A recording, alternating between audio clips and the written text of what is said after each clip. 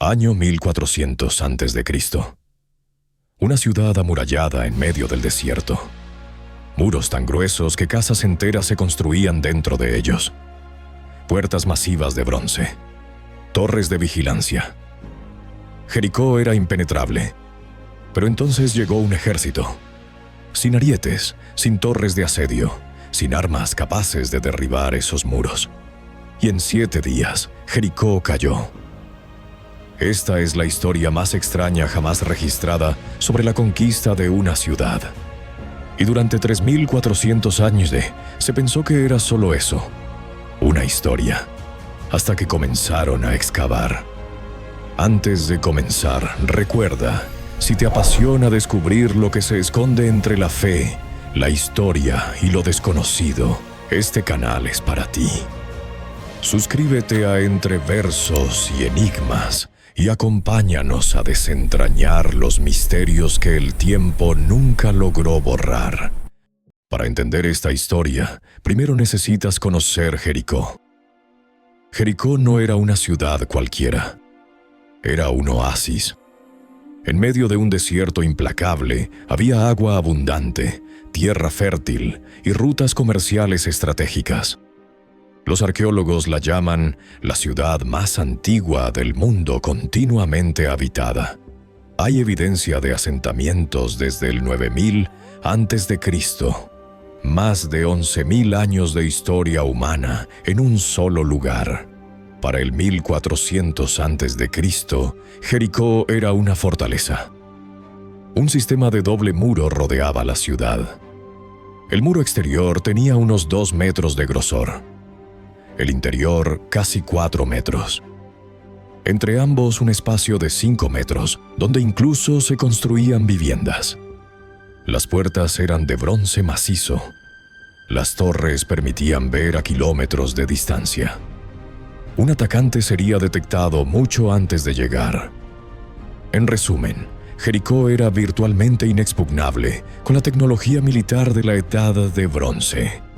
Y entonces llegaron los israelitas.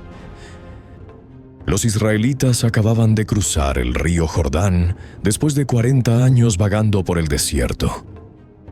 Eran nómadas, pastores, no tenían experiencia en guerra de asedio. Frente a ellos, una de las ciudades más fortificadas del mundo antiguo. Los habitantes de Jericó los vieron llegar. Cerraron las puertas, se prepararon para esperar. Un asedio podía durar meses, incluso años. Pero Jericó tenía provisiones, agua del manantial. Podían resistir. Y entonces comenzó algo extraño. Los israelitas no atacaron. No construyeron torres de asedio. No cavaron túneles. Simplemente marcharon alrededor de la ciudad. Una vez, en silencio absoluto. Y luego regresaron a su campamento. Los habitantes de Jericó debieron pensar que estaban locos. Al día siguiente, lo mismo. Marcharon alrededor de la ciudad. Una vez, en silencio, y regresaron. Día 3, lo mismo. Día 4, lo mismo. Día 5, lo mismo. Día 6, lo mismo. Pero el 7º día fue diferente. No marcharon una vez. Marcharon 2 veces, 3 veces, 4, 5, 6, 7 veces alrededor de la ciudad. Y entonces, en la 7ª vuelta, las trompetas sonaron. No trompetas militares de ataque, trompetas ceremoniales de cuernos de carnero. El ejército gritó, y los muros cayeron. La batalla no duró mucho. Jericó fue tomada en cuestión de horas. Todo fue destruido. La ciudad entera fue incendiada. Con una excepción. Había una mujer llamada Rahab. Vivía en una casa construida en el muro. Había ayudado a 2 espías israelitas días antes, escondiéndolos de las autoridades de Jericó. Como recompensa, se le prometió que su casa sería preservada. Y según el relato, así fue. Mientras toda la ciudad ardía, su sección del muro permaneció en pie. Su familia sobrevivió. Después de la destrucción, el líder israelita, Josué, pronunció una maldición. Maldito delante del Señor el hombre que se levantare y reedificare esta ciudad de Jericó. En su primogénito eche los cimientos de ella, y en su hijo menor asiente sus puertas. Y por cientos de años Jericó permaneció en ruinas. Durante siglos, esta historia fue considerada mitología, una leyenda religiosa sin base histórica. Los críticos tenían buenos argumentos. Primero, es físicamente imposible que el sonido, sin importar qué tan fuerte, derrumbe muros de 2 a 4 metros de grosor. Segundo, no hay registro de ninguna otra conquista en la historia antigua que sucediera de esta manera. Tercero, el relato tiene elementos sobrenaturales obvios que lo colocan en el reino de la leyenda. Jericó era como Troya, una ciudad de historias, quizás basada en un lugar real, pero la conquista era claramente ficción. Y entonces, en el siglo XX, los arqueólogos comenzaron a excavar Tel es-Sultan, el sitio de la antigua Jericó, y encontraron algo que nadie esperaba. Entre 1930 y 1936, el arqueólogo británico John Garstang excavó las ruinas. Lo que encontró cambió todo. Garstang encontró los muros de Jericó, masivos, de ladrillos de barro cocido, pero no estaban de pie, estaban completamente colapsados. Y aquí está lo extraordinario, habían caído hacia afuera.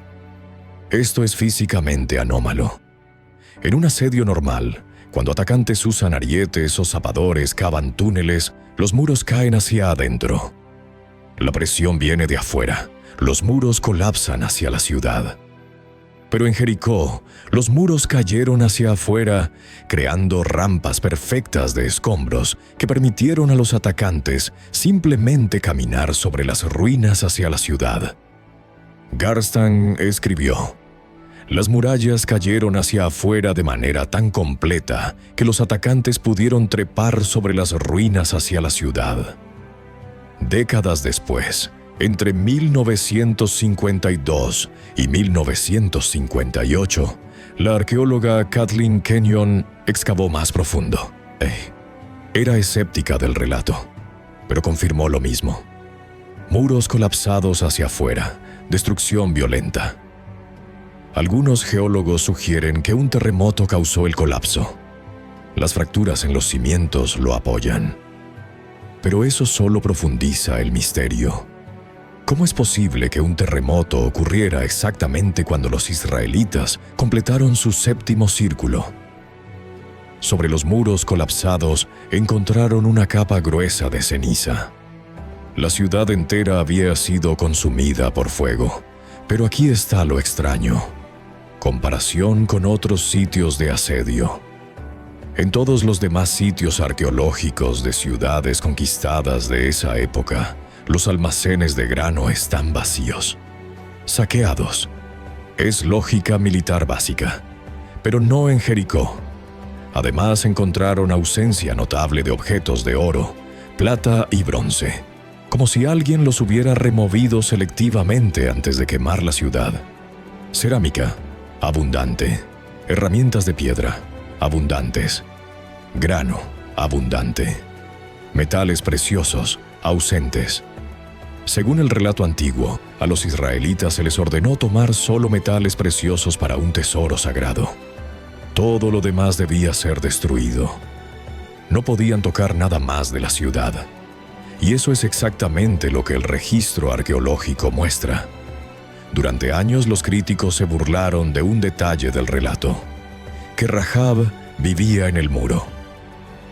Nadie construye casas en un muro, decían. Es estructuralmente absurdo, hasta que las excavaciones lo confirmaron.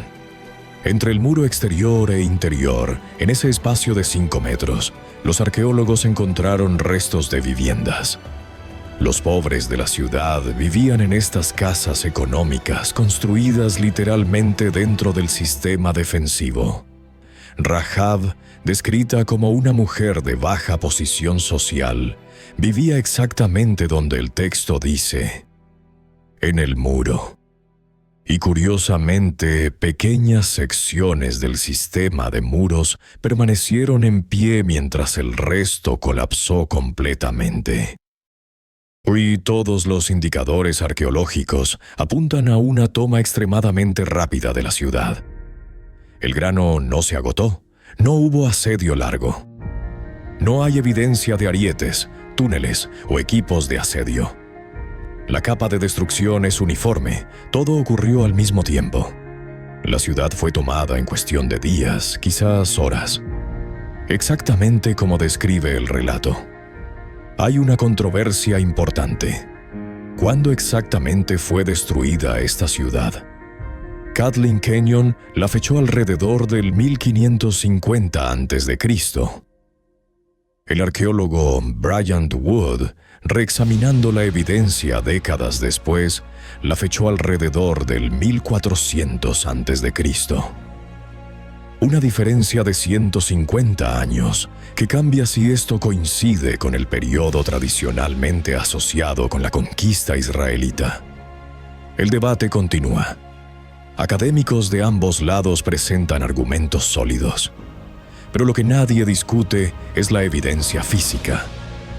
Muros masivos colapsados hacia afuera, destrucción violenta y repentina, incendio masivo de toda la ciudad, grano o almacenado sin saquear, ausencia selectiva de metales preciosos, casas construidas en el sistema de muros, conquista extremadamente rápida, pequeñas secciones del muro preservadas. Cada uno de estos detalles coincide con el relato antiguo. Entonces, ¿qué pasó realmente en Jericó? Los escépticos dirán que es coincidencia, que el relato fue escrito después, adaptándose a ruinas que la gente veía y no entendía. Los creyentes dirán que es confirmación, que la arqueología validó un evento sobrenatural.